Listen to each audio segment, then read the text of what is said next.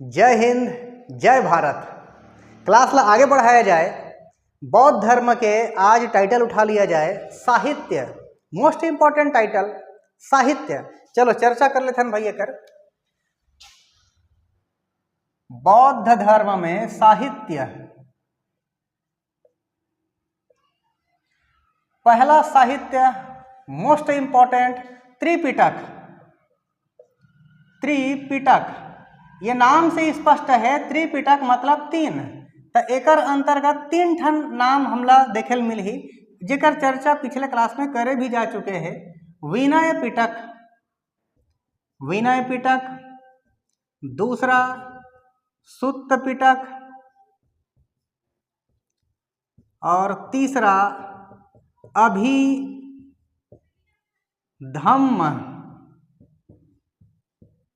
पिटक। तो त्रिपिटक तीन ठन एला आपला याद रखना है, ये मोस्ट इंपॉर्टेंट चीज है। एला आप इसे पढ़ लो भैया, ये याद हो रही है। पिटक मतलब पीट दे, पिटक मतलब पीट दे। पहली विनती कर नी मानिस तब पीट दे, विनय पूर्वक पीट दे। सुते है ज्यादा काबर सुता था पीट दे, ओकर बाद धमाधम पीट दे अभिधम्म। लिंक तो करे लागी, याद हो जाए वह। ठीक, विनय पूर्वक पीट दे, सुते है तब पीट दे, धमाधम पीट दे अभिधम्म पिटक। अब एक और चर्चा कर लेते हैं ये मन हरे का चीज। विनय पिटक में का चीज के वर्णन है? तो आचरण, आचरण संबंधित वर्णन है। का चीज के आचरण, काकर आचरण? तो बौद्ध धर्म के जो अनुयायी है, बौद्ध धर्म के जो अनुयायी है, भिक्षु भिक्षुणी वर्ग, सन्यासी वर्ग, उकर मन के आचरण संबंधित वर्णन व्याख्या विनय पिटक में देखे जाते। ये नाम से स्पष्ट है, ये नाम से स्पष्ट होते। एक तरफ है विनय, दूसरा तरफ है आचरण। जेकर आचरण अच्छा है वही है विनय पूर्वक रही। ऐसे आप लिंक कर दो भाई। ओकर बाद सुत्त पिटक, सुत्त पिटक में का चीज के वर्णन देखे मिलते? तो उपदेश, बौद्ध धर्म संबंधित उपदेश के वर्णन सुत्त पिटक में। ज्यादा उपदेश मत दे आदमी सुत जही, आप ऐसे लिंक कर दो, या सुते सुते उपदेश दे, ऐसे लिंक कर दिया जाए, ये याद हो जाए। अभिधम्म पिटक, अभिधम्म पिटक में धम्म से आप दार्शनिक शब्द ला याद रखो, दार्शनिक व्याख्या। अभिधम्म पिटक में दार्शनिक व्याख्या करेगे है। जो दार्शनिक व्याख्या है एकर प्रमुख हिस्सा कथा वस्तु हरे, मुख्य भाग। अभिधम्म पिटक में का चीज के वर्णन? दार्शनिक वर्णन या दार्शनिक व्याख्या। अब इस दार्शनिक व्याख्या के मुख्य भाग का हरे? कथा वस्तु। और ये कथा वस्तु के रचनाकार कौन हरे? मोगली पुत्त तिस्स, मोगली पुत्त तिस्स ये हरे रचनाकार के नाम। कथा वस्तु के रचना यही करे है। तो इस प्रकार साहित्य में प्रमुख साहित्य त्रिपिटक के कंप्लीट वर्णन यहाँ पर होते। अगला साहित्य देखे जाए जातक कथा। अगला साहित्य के नाम जातक कथा। जातक कथा में जन्म के वर्णन है। ज से जातक, ज से जन्म। काकर जन्म? बुद्ध जी के जन्म, बुद्ध जी के जन्म। और कैसे वाला जन्म? पूर्व जन्म, पूर्व जन्म के वर्णन जातक कथा में। दूसरा नंबर के साहित्य के नाम जातक कथाएं। दूसरा साहित्य जातक कथा। ये में का चीज के वर्णन है? तो बुद्ध जी के पूर्व जन्म, के वर्णन यहाँ पर है। और जातक कथा के संख्या के ठन है, जातक कथा के संख्या के ठन है तो 5 4 9 5 4 9 549 टोटल संख्या जातक कथा के। ये एक साहित्य के नाम हरे। अगला साहित्य देख लिया जाए, जातक कथा जैसे ही एक ठन नाम है, उहु ह कथा हरे अट्ठ कथा। अट्ठ कथा या कथाएं। अट्ठ कथा के रचना काबर करेगी, तो त्रिपिटक के रचना हो चुके हैं ना, तो त्रिपिटक के भाष्य के रूप में एक रचना होइस, एला बोले जाते हैं त्रिपिटक का भाष्य। त्रिपिटक के भाष्य हरे अट्ठ कथा है। अगला साहित्य के नाम बोल सकथन विशुद्धि मग्ग। विशुद्धि मग्ग, ओके। एकर जो रचनाकार है, एकर जो रचनाकार है ओकर नाम हरे बुद्ध घोष। बुद्ध घोष रचनाकार के नाम हरे। और विशुद्धि एला मिली तो रचनाकार, रचनाकार हरे। और विशुद्धि जो मग्ग है यह त्रिपिटक के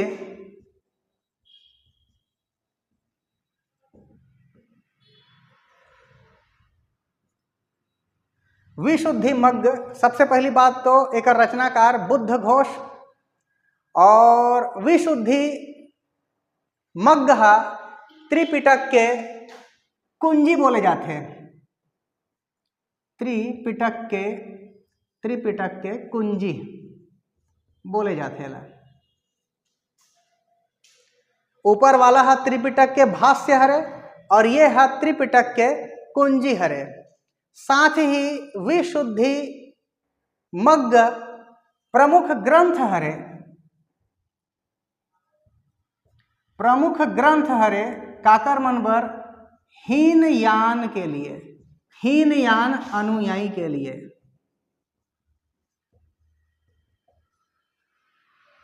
हीनयान अनुयायी के लिए, ओके। आगे बढ़ाया जाए, मिलिंद पन्हो।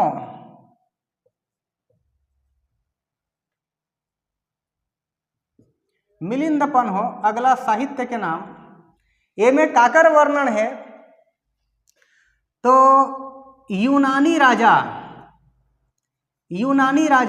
मिनेंडर, राजा मीनेंडर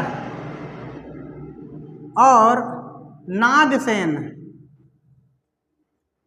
नागसेन कौन हरे? बौद्ध आचार्य। बौद्ध आचार्य के वार्तालाप के वर्णन होते में। रिपीट करता ने बात ला। मिलिंद पन्हो में का चीज के वर्णन है तो एक वार्तालाप होते नागसेन के और राजा मिनेंडर के। नागसेन कौन हरे? बौद्ध आचार्य हरे।